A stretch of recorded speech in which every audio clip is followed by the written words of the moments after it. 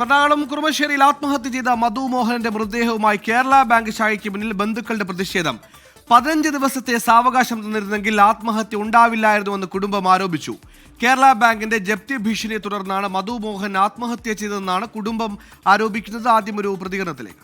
നമുക്കൊരു 37 ലക്ഷം രൂപയുടെ ബാധ്യത ഉള്ള ഒരു വീടായിരുന്നു.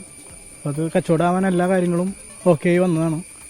അപ്പോൾ ഒരു 15 ദിവസം ടൈമാണ് ഇത് മേടിക്കുന്ന പാർട്ടി നമ്മളോട് ആവശ്യപ്പെട്ടത്. അതിനനുസരിച്ച് 30-ാം തീയതിക്കുള്ളിൽ അവർ ഫുൾ സെറ്റിൽ ചെയ്ത് എടുക്കാമെന്നുള്ള എല്ലാം പറഞ്ഞ് ഓക്കെ ചെയ്താണ്.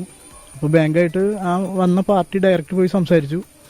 എന്നിട്ട് പോലും അവർ 15 ദിവസം കൊടുക്കില്ല, 7-ാം തീയതിയാണ് നിങ്ങൾക്ക് ലാസ്റ്റ് റെഡ് ലൈനാ എന്തോ പറഞ്ഞു. അത് കഴിഞ്ഞ് കഴിഞ്ഞാൽ 8-ാം തീയതി കാലത്ത് പോലീസായിട്ട് വന്നിട്ട് ഇത് സീൽ ചെയ്യുന്നതാണ് അവർ പറഞ്ഞത്.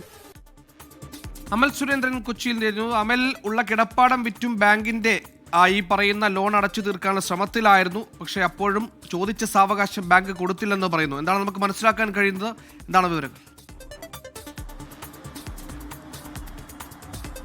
സുഹേൽ, 2018 മധു മോഹനൻ എടുത്ത ലോണായിരുന്നു ഇത്. അപ്പോൾ അദ്ദേഹം ഗൾഫിൽ ജോലി ചെയ്യുന്ന ഒരു സാഹചര്യമാണ് ഉണ്ടായിരുന്നത്. പിന്നീട് കൊറോണയുമായി ബന്ധപ്പെട്ട് അദ്ദേഹത്തിന്റെ ജോലി പോവുകയും നാട്ടിലേക്ക് തിരിച്ചു വരികയും ചെയ്യുകയായിരുന്നു. ഇതേ തുടർന്നാണ് ഈ ലോൺ അടവിൽ ചെറിയ പ്രശ്നങ്ങൾ ഉണ്ടാവുകയും ലോൺ അടവ് മുടങ്ങുന്ന സാഹചര്യം ഉണ്ടാവുന്നത്.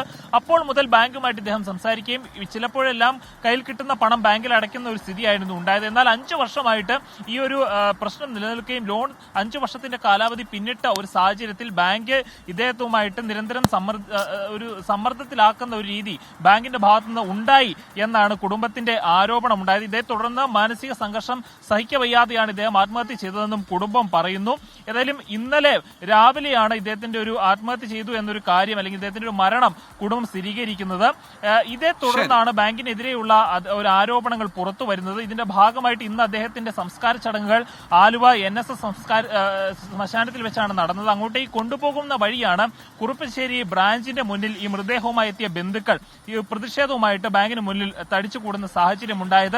ഏതായാലും ഇദ്ദേഹത്തിന്റെ മരണത്തിൽ വിശദമായിട്ടുള്ള അന്വേഷണം വേണം എന്നാവശ്യപ്പെട്ടുകൊണ്ട് കുടുംബം ഇപ്പോൾ തന്നെ പോലീസിനെ സമീപിച്ചിട്ടുണ്ട്.